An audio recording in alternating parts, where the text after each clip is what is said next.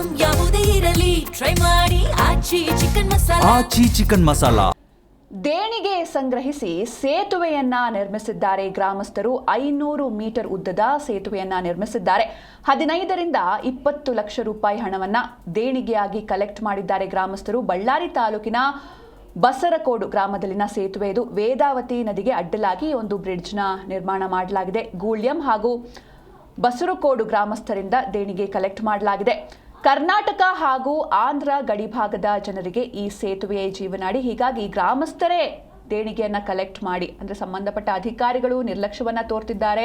ಎಷ್ಟೇ ಸಲ ಪ್ರಯತ್ನ ಪಟ್ಟರೂ ಕೂಡ ಅವರಿಂದ ಏನು ರೆಸ್ಪಾನ್ಸ್ ಬರ್ತಾ ಇರಲಿಲ್ಲ. ಹೀಗಾಗಿ ಬ್ರಿಡ್ಜ್ ಬೇಕಿತ್ತು, ಏಕೆಂದರೆ ಕರ್ನಾಟಕ ಹಾಗೂ ಆಂಧ್ರ ಗಡಿಭಾಗದ ಜನರಿಗೆ ಈ ಸೇತುವೆಯ ಜೀವನಾಡಿ. ಹೀಗಾಗಿ ಅಲ್ಲಿರುವಂತಹ ಗ್ರಾಮಸ್ಥರೇ ಮನಸ್ಸು ಮಾಡಿ ಒಂದು ಹೆಜ್ಜೆ ಮುಂದಕ್ಕೆ ಹೋಗಿ ಅಲ್ಲಿರುವಂತಹ ಸುತ್ತಮುತ್ತಲಿನ ಗ್ರಾಮಸ್ಥರ ಹತ್ರ, ಅಂದರೆ ಗೂಳ್ಯಂ ಆಗಿರ್ಬೋದು ಅಥವಾ ಬಸರಕೋಡು ಗ್ರಾಮಸ್ಥರಿಂದ ದೇಣಿಗೆಯನ್ನು ಕಲೆಕ್ಟ್ ಮಾಡಿ 15ರಿಂದ 20 ಲಕ್ಷ ರೂಪಾಯಿ ಹಣವನ್ನು ಕಲೆಕ್ಟ್ ಮಾಡಿ 500 ಮೀಟರ್ ಉದ್ದದ ಸೇತುವೆಯನ್ನು ನಿರ್ಮಿಸಿದ್ದಾರೆ ಗ್ರಾಮಸ್ಥರು.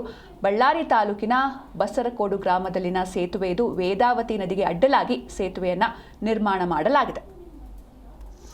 ಆಂಧ್ರ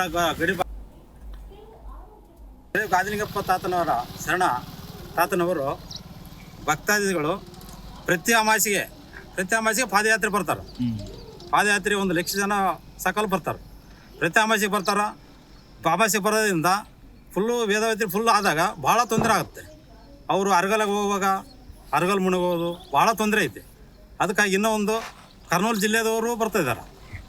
ಇಲ್ಲಿ ಸುತ್ತಮುತ್ತ 3 ಜಿಲ್ಲೆಯಿಂದ ಬರ್ತಾಯಿದ್ದಾರೆ. ವರ್ಷಕ್ಕೆ 1 ಲಕ್ಷಾನುಗಟ್ಟಲೆ ಜನ ಬರ್ತಾಯಿದ್ದಾರೆ. ಅದಕ್ಕಾಗಿ ಇದು ಸೇತುವೆ ಮಾಡಿದರೆ ಭಾಳ ಅನುಕೂಲ ಆಗ್ತದೆ. ಗಡಿನಾಕ ಸ್ಕೂಲ್ ಹುಡುಗರಿಗೆ ಎಲ್ಲರಿಗೆ ಭಾಳ ಅನುಕೂಲ ಆಗ್ತದೆ ಅಂತ ಹೇಳ್ತಾ, ಸುಮಾರು 38-40 ವರ್ಷದಿಂದ ನೆನಗುದಿ ಬಿದ್ದೈತೆ ಬ್ರಿಡ್ಜ್ ಇದು. ಆಗಿನ ಕಾಲದಾಗ ಎಲ್ಲ ಎಸ್ಟಿಮೇಟ್ ಮಾಡಿ ಎಲ್ಲ ಮಾಡಿದ್ರು ಕೂಡ ಆಗಲ್ಲ, ಸರ್ಕಾರಗಳು ಮಾಡೋಕ್ಕಾಗಲ್ಲ. ಇವಾಗ ನಮ್ಮ ಜನ ಸರ್ಕಾರದವರು MLA MP ಮತ್ತು MP ಸಾರ್ ಅವರು ಬಂದು ಮೊನ್ನೆ ಗುಳಿದಾಗ ಭಾಷಣ ಮಾಡಿ ಮಾಡ್ಕೊಂತ ಮಾತುಕತೆ ಹೋಗ್ಯಾರ. ಇವತ್ತಿನ ದಿನ ಪೂಜೆ ಮಾಡೋಕಾಯ್ತು ಏನೋ ಕಾರಣದಿಂದ ಮುಂದಕ್ಕೆ ಹೋಯ್ತು ಅದು. ಆದ್ದರಿಂದ ನಿನ್ನ ಇಂಜಿನಿಯರ್ಸ್ ಅದು ಬಂದು ನೋಡ್ಯಾರ. ಯಾಕೆ ಮಾಡ್ಬೇಕಂದ್ರೆ ಸುಮಾರು ಲಕ್ಷಾನುಗಟ್ಟಲೆ ಜನ ಭಕ್ತಾದಿಗಳು ಗಾಡಿಗೆ ತಾತಕ್ಕೆ ಹೋಗಿ ಬರ್ತಾರೆ. ಅಮಾವಾಸ್ಯೆಗೆ ಹೋಗ್ತಾರೆ, ಗುರುವಾರ ಹೋಗ್ತಾ ಇದ್ದಾರೆ. ಜಾತ್ರೆ ಅಂದರೆ ಸುಮಾರು 8-10 ಲಕ್ಷ ಜನ ಕಲ್ತಾ ಇದ್ದಾರೆ. ಅದಕ್ಕಾಗಿ ಅವಶ್ಯಕತೆ ಐತೆ ನಮ್ಮ ಬಿರ್ಜಿದು. ಯಾಕಂದರೆ ಇದು ಆಯ್ತು, ಮಳೆ ಸ್ಟಾರ್ಟ್ ಆಗಿಬಿಟ್ರೆ ನಾವು ತಿರುಗಾಡಂಗಿಲ್ಲ. ಕಾಲೇಜ್ ಹುಡುಗರು ಸುಮಾರು 200-300 ಗುಳ್ಳೆದ ನಮ್ಮ ಕರ್ನಾಟಕ ಬರ್ತಾರೆ ಹುಡುಗರು.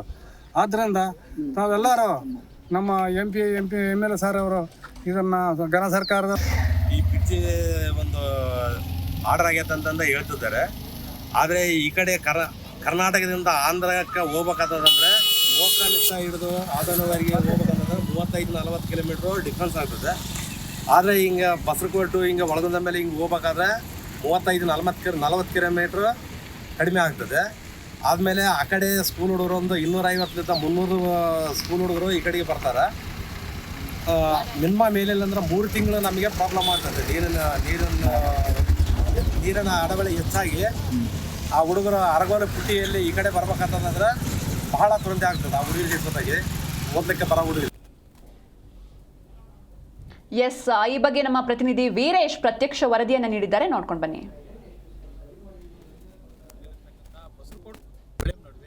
30 ವರ್ಷಗಳಿಂದ ಒಂದು ಸೇತುವೆಯನ್ನು ನಿರ್ಮಾಣ ಮಾಡಬೇಕಂತ ಸಾಕಷ್ಟು ರೀತಿಯಲ್ಲಿ ಹೋರಾಟ ಮಾಡಿರ್ತಕ್ಕಂಥದ್ದು. ಈಗ ಸದ್ಯ ಅದು ಸಫಲತೆ ಕಂಡಿರ್ತಕ್ಕಂಥದ್ದು ಅಂತ ಹೇಳ್ಬೋದು. ಈಗ ನಾನು ಬಳ್ಳಾರಿ ತಾಲೂಕಿನ ಬಸರಕೋಡು ಗ್ರಾಮದ ವೇದಾವತಿ ನದಿಯಲ್ಲಿರ್ತಕ್ಕಂಥದ್ದು. ನನ್ನ ಬಲಭಾಗದಲ್ಲಿ ನಾನು ಸದ್ಯ ನೇರವಾಗಿ ದೃಶ್ಯಗಳನ್ನು ತೋರಿಸ ಹೋಗ್ತೀನಿ. ಅಂದರೆ ಇಲ್ಲಿನ ಭಕ್ತರೇ ಒಂದು ಹಣವನ್ನು ಸಂಗ್ರಹಿಸಿ ಸೇತುವೆಯನ್ನು, ತಾತ್ಕಾಲಿಕ ಸೇತುವೆಯನ್ನು ಕೂಡ ನಿರ್ಮಾಣ ಮಾಡಿದ್ದಾರೆ. ಅಂದರೆ ಕಳೆದ ಶ್ರೀರಾಮುಲುವರ ಸರ್ಕಾರದ ಅವಧಿಯಲ್ಲಿ ಕೂಡ ಸಾಕಷ್ಟು ರೀತಿಯಲ್ಲಿ ಇಲ್ಲಿ ಸೇತುವೆ ನಿರ್ಮಾಣ ಮಾಡಬೇಕಂತ ಡಿಮ್ಯಾಂಡ್ ಇತ್ತು. ಮತ್ತು SR ಬೊಮ್ಮಾಯಿ ಅವರ ಸರ್ಕಾರದಲ್ಲಿ ಕೂಡ ಸೇತುವೆ ನಿರ್ಮಾಣ ಮಾಡಬೇಕಂತ ಕೂಡ ಸಾಕಷ್ಟು ರೀತಿಯಲ್ಲಿ ಹೋರಾಟವನ್ನು ಕೂಡ ಇತ್ತು.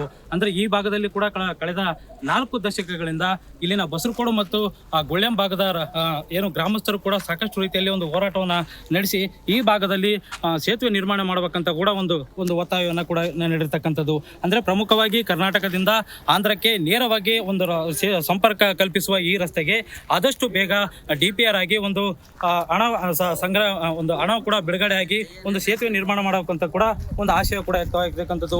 ಈ ಬಗ್ಗೆ ಮಾತನಾಡೋದಕ್ಕೆ ನಮ್ಮ ಜೊತೆಗೆ ಈಗ ಬಳ್ಳಾರಿ ತಾಲೂಕಿನ ಬಸರಕೋಡು ಗ್ರಾಮಸ್ಥರಿದ್ದಾರೆ, ಅವ್ರನ್ನೇ ಮಾತಾಡಿಸ್ತಾ ಹೋಗ್ತೀನಿ. ಸರ್, ಈಗ ಕಳೆದ ಎಷ್ಟು ವರ್ಷಗಳಿಂದ ನೀವು ಹೋರಾಟ ಮಾಡ್ತಿದ್ರಿ? ಯಾವಾಗ ಸೇತುವೆ ನಿರ್ಮಾಣ ಮಾಡ್ತೀವಿ ಅಂತ ಹೇಳ್ಬಿಟ್ಟು ಈ ಭಾಗದ ಜನಪ್ರತಿನಿಧಿ ಹೇಳ್ತೀವಿ? ಸುಮಾರು 30-40 ವರ್ಷಗಳಿಂದ ಈ ಹೋರಾಟ ಮೊದಲಿನ ಯಜಮಾನರು ಅಂತ ಮಾಡ್ತಾ ಬಂದಿದ್ದಾರೆ.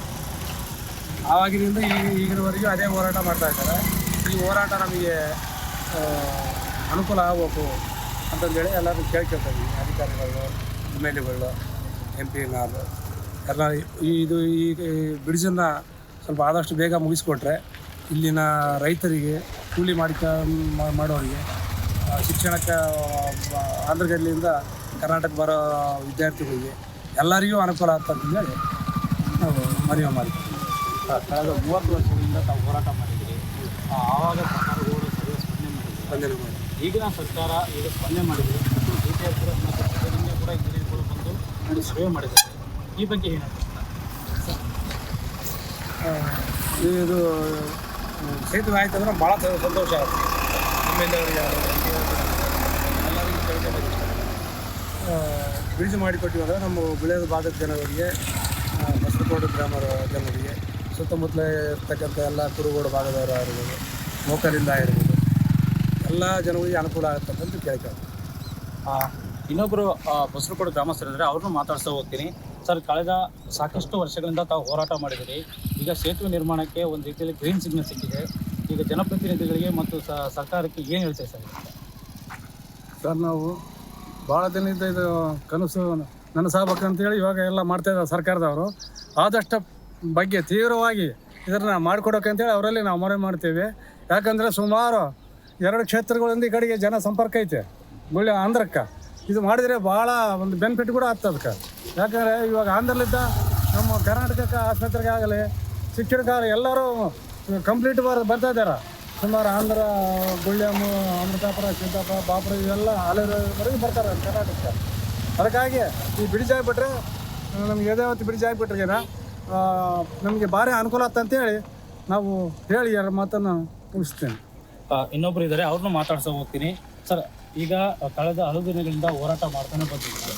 ಸ್ಥಳೀಯ ಶಾಸಕರು ಮುಖ್ಯವಾಗಿ ಈಗ ಸೇತುವೆ ನಿರ್ಮಾಣಕ್ಕೆ ಗ್ರೀನ್ ಸಿಗ್ನಲ್ ಕೊಟ್ಟಿದ್ದಾರೆ ಅಂತ ಹೇಳ್ಬೋದು. ಅಂದರೆ 30 ವರ್ಷಗಳ ಈ ಹೋರಾಟಕ್ಕೆ ಸದ್ಯ ಸಫಲತೆ ಸಿಕ್ಕಿದೆ ಅಂತ ಹೇಳ್ಬೋದು. ಈ ಬಗ್ಗೆ ತಾವೇನು ಹೇಳ್ತಾರಂತ?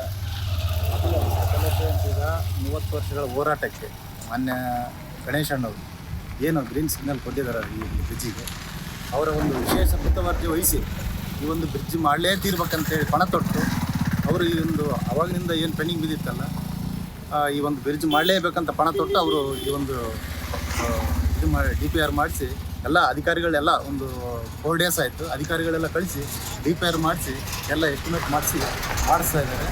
ಆದಷ್ಟು ಬೇಗನೆ ಮಾಡ್ಬೋದು ಅಂತ ವಿಶ್ವಾಸ. ಇಷ್ಟು ಬಸರಕೋಟೆ ಗ್ರಾಮಸ್ಥರ ಮಾತುಗಳಾಗಿರ್ತಕ್ಕಂಥದ್ದು.